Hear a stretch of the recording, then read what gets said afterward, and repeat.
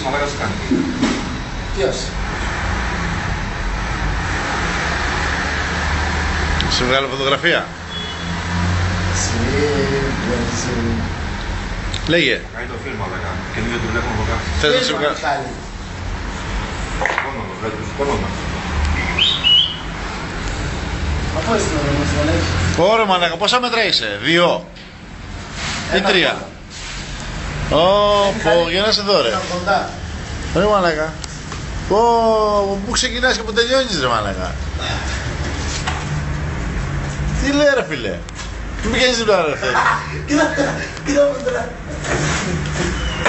Ο πατέρας είναι όπως της. Γεια. Για όμως τα παιδιά. Να και ο Άγριος. Ο Άγριος. Ορίστε. Μπορεί να μου γεμίσει τα νερά. Δεν πειράζει.